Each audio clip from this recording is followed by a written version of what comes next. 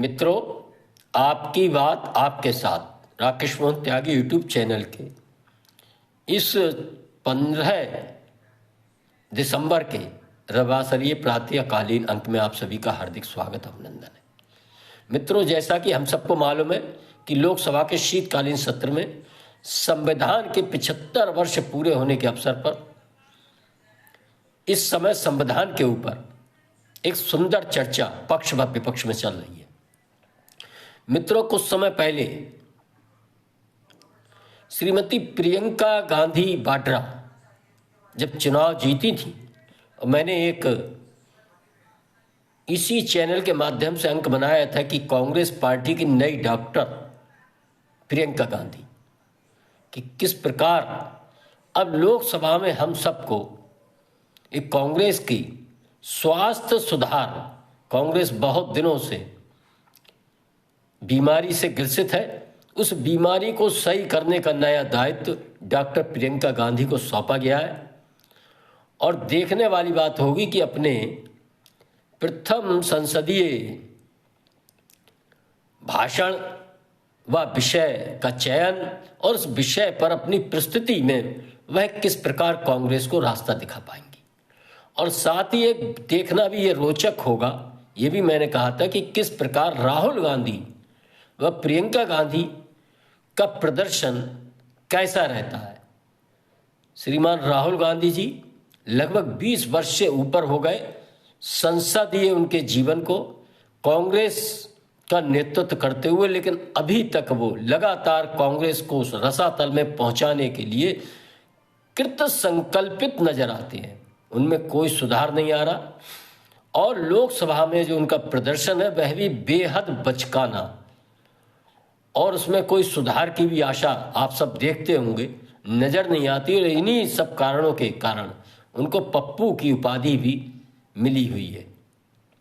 मित्रों, लेकिन मैं आज जो संविधान के ऊपर एक चर्चा हुई है और उसमें प्रियंका गांधी जी ने बड़े सुंदर तरीके से सत्तारूढ़ दल को अपना बात जवाब देने का काम किया है। और उसमें मुझे जो सबसे अच्छी बात उनकी लगी कि उन्होंने नेहरू जी के बारे में कहा कि आखिर नेहरू जी की गलतियों के बारे में या नेहरू जी के बारे में कहकर आप कब तक ये चर्चाएं करते रहेंगे।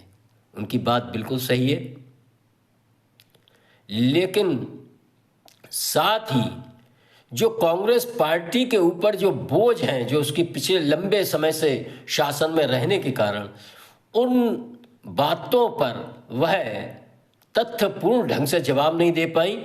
और उन जवाब देने के माध्यम में उन्होंने खास तौर से सत्तारूढ़ दल के लिए जो कांग्रेस पार्टी ने लगातार लंबे समय तक अनगिनत बार संविधान में बदलाव किए, गैर संवैधानिक तरीके से विपक्षी राज्य सरकारों को धारा 356 का प्रयोग कर बर्खास्त करने का काम किया, उस पर वो बचाव ठीक से नहीं कर पाए और सीधे सीधे उन्होंने भारतीय जनता पार्टी को भी कांग्रेस पार्टी के समकक्ष इस मामले में दिखाने का प्रयास किया।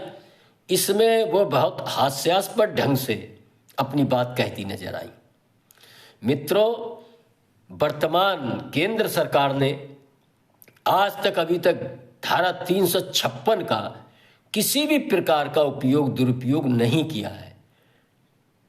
मैं लगातार आपको इस ओर संज्ञान दिलाता हूं किस प्रकार पश्चिम बंगाल सरकार तमाम असंवैधानिक कार्य करने के बावजूद भी उस सरकार के अंतर्गत चुनाव से पहले हिंसा, चुनाव के बीच हिंसा और चुनाव के बाद तो लंबे समय तक हिंसा, और किस प्रकार विदेशी मूल के नागरिकों को भी यह एक शरण स्थली बनकर पूरे पश्चिम बंगाल की जनसंख्या को किस प्रकार बदलाव की ओर ढकेल रही है। लेकिन इसके बावजूद भी भ्रष्टाचार में यह सरकार पश्चिम बंगाल की किस प्रकार डूबी हुई है, और इसके बहुत बड़ी संख्या में एमएलए व मंत्री भी जेल में हैं। बहुत से कारण हैं और भारतीय जनता पार्टी के समर्थकों का, मतदाताओं का बड़ा भारी दबाव भी है कि धारा 56 के तहत ये सरकार बर्खास्त करने योग्य ममता सरकार। लेकिन इसके बावजूद भी हम सब देखेंगे किस प्रकार लोकतांत्रिक ढंग से चुनी हुई किसी भी सरकार को 5 वर्ष बाद जनता को मौका मिलता है। ये तो सरकार से वह परेशान है तो उसको बदलने का पूरा पूरा मौका है। लेकिन जो सरकार चुनकर जनता द्वारा चुनकर आती है उसको किस प्रकार सम्मान देने का काम वर्तमान सरकार करती है, इसे कांग्रेस को समझना चाहिए और महसूस करना चाहिए। और जिसमें प्रियंका गांधी जी ने जिस तरह से जवाब दिया और भारतीय जनता पार्टी पर आक्षेप लगाने का प्रयास किया है, वह कोई भी व्यक्ति उचित नहीं कह सकता। लेकिन उनके प्रथम बार जो भाषण दिया है, मैं फिर एक बार उसकी प्रशंसा करूंगा कि वैसा भाषण तो अभी भी राहुल गांधी अपने 20 वर्ष के से लगभग जो उनका संसदीय कार्यकाल हो चुका है उसका कुल मिलाकर भी वह अपनी बात को नहीं रख पाए। इससे ये लगता है कि आने वाले समय में प्रियंका गांधी सत्ता पक्ष को अपने तार्किक तर्कपूर्ण विचारों से निश्चित ही परेशानी में डालेंगी। लेकिन दिक्कत वहीं आती है कि कांग्रेस पार्टी के पुराने किए कुकर्मों को किस प्रकार वह बचाव करते हुए आगे सत्तारूढ़ दल की चुनौतियां खड़ी कर पाती हैं, देखने लायक होगा।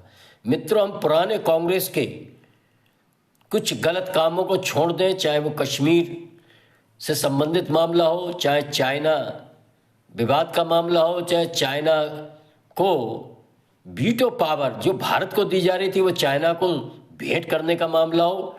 ऐसे बहुत से मामले पुराने हो चुके हैं, उनकी बात छोड़िए। लेकिन सबसे बड़े जो 2-3 मामले हैं, इनका प्रियंका गांधी किस प्रकार बचाव करती है देखने योग्य होगा। खास तौर से संविधान की रट लगाते ये दोनों भाई बहन व इंडी गठबंधन के लोग, ये सन 75 में जो इमरजेंसी लगाई गई थी उसके बारे में अभी भी कोई तर्कपूर्ण ढंग से वह इसका बचाव नहीं कर पा रहे। इस जो बहस संविधान के ऊपर चल रही है अभी आगे चलने वाली है, और इसमें श्रीमान राजनाथ सिंह जी ने भी संविधान निर्माण को और संविधान को हाईजैक करने की जो तार्किक ढंग से कांग्रेस के सामने एक चुनौती पेश की थी, ये विवरण पेश किया था, ये वास्तव में सुनने और मनन करने योग्य है। मित्रों, कांग्रेस ने इतना ही नहीं, कांग्रेस ने प्रभु श्री राम इस देश के आराध्य उनको पूर्णतः काल्पनिक बताने का दुस्साहस भी किया था। इसका वह किस प्रकार से जवाब दे सकती हैं, और खास तौर से वर्तमान जो भ्रष्टाचारियों का उनका साथ है और जो भ्रष्टाचार के दाग कांग्रेस पार्टी पर खास तौर से बोफोर्स के जो दाग वो आप सब देख रहे होंगे पुनः उभरते हुए नजर आ रहे हैं। और इसी बहस में किस प्रकार जॉर्ज सोरोस अमेरिकी एक उद्योगपति जो विभिन्न देशों में अपने कुचक्रों के कारण दक्षिणपंथी राष्ट्र भक्ति से परिपूर्ण अपने राष्ट्र के हितों को समर्पित, अपने देश की जनता गरीबों को समर्पित सरकारों के खिलाफ किस प्रकार के षड्यंत्र चुनती है, उनके संबंध जिस प्रकार से श्रीमती सोनिया गांधी से राहुल गांधी जी से जुड़ते नजर आ रहे हैं, वह भी इस शीतकालीन सत्र में यह जनता देख व सुन व समझ रही है। मित्रों, आज के इस अंक में मेरा आप सभी से यही निवेदन है कि हम सब देखें और महसूस करें कि किस प्रकार कुछ राजनीतिक दल व उनके वंशवादी जो वंशज हैं आज बांग्लादेश के अंदर होने वाले सनातन पर और अल्पसंख्यकों पर हुए भयानक अत्याचारों को सजीव चित्रण आप सब देख रहे होंगे। उनके बारे में उनके मुंह में किस प्रकार दही जम गया है।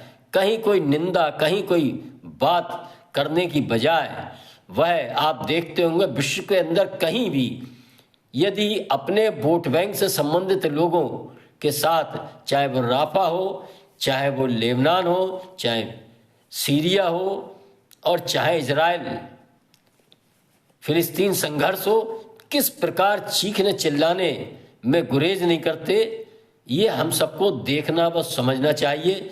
जो भी ऐसे राजनीतिक दल हैं, मैं लगातार आपका ध्यान दिलाना चाहता हूं, इनके जो भी कार्यकर्ता निचले स्तर तक है, उनको भी इस ओर ध्यान दिलाना चाहिए कि भाई आपका नेतृत्व, आपका राजनीतिक नेतृत्व आखिर ऐसी दो मुही बात कैसे कर सकता है। आखिर इस देश के बहुसंख्यक सनातन व विश्व में सनातन बनाने वाले किसी भी संकट के बारे में मौन क्यों साध लेता है? क्या राजनीति इतनी एक पक्षीय होना चाहिए? आखिर क्यों वो ऐसे दंगाइयों, पत्थरबाजों के साथ खड़ा नजर आता है जो कानून सम्मत तरीके से किए कार्यों करने को संपन्न करने जाने वाले न्यायिक अधिकारियों, प्रशासनिक अधिकारियों, सुरक्षा बलों पर भीषण रूप से पत्थरबाजी करते हैं, उन पर हमला करते हैं और कानून को तार तार करने का काम करते हैं। मित्रों, इसी प्रकार कांग्रेस पार्टी का मुस्लिम तुष्टीकरण के रूप में आप शाहबानो केस याद करेंगे। किस प्रकार इन्होंने एक सुप्रीम कोर्ट द्वारा लिए निर्णय को, जो संविधान की बात करते हैं, उन्होंने उसको पलटा था अपने विशाल बहुमत के आधार पर लोकसभा में कि एक गरीब बूढ़ी महिला को तलाक कह के छोड़ा गया था, उसको कुछ गुजारा भत्ता देने का सुप्रीम कोर्ट ने व्यवस्था की थी। तो किस प्रकार राजीव गांधी की सरकार ने सुप्रीम कोर्ट के निर्णय को धता बताते हुए अपने प्रचंड बहुमत के आधार पर सुप्रीम कोर्ट के निर्णय को रौंदने का काम किया था। ये सारी बातें हम सबको याद आनी चाहिए। और यह जो इस समय शीतकालीन सत्र चल रहा है, एक बहुत सुंदर अवसर इस अवसर पर आया है कि नई पीढ़ी के लोगों को भी संविधान की किस प्रकार दुर्दशा कांग्रेस व विभिन्न इनकी सरकारों के समय की गई थी, वह कौन कौन से कार्य किए गए थे, पुनः संसद की कार्रवाई की चर्चा के बीच हम सबके बीच आएंगे। हम सब देखें, उन्हें सुने और मनन करें। समय समय पर मैं भी इस चर्चा के संबंध में आप सबके नवीन तथ्यों को अवगत कराता रहूँगा। आज के इस अंक में मैं अपनी वाणी को विराम देता हूँ। धन्यवाद। और साथ ही मेरा आप सभी से अनुरोध है कि आपकी बात आपके साथ पर प्रसारित इन अंकों को पूरा सुनकर लाइक करें, शेयर करें तथा जिन मित्रों ने चैनल सब्सक्राइब नहीं किया है, चैनल सब्सक्राइब करें। धन्यवाद। जय श्री राम, जय श्री वाल्मीकि भगवान। भारत माता की जय।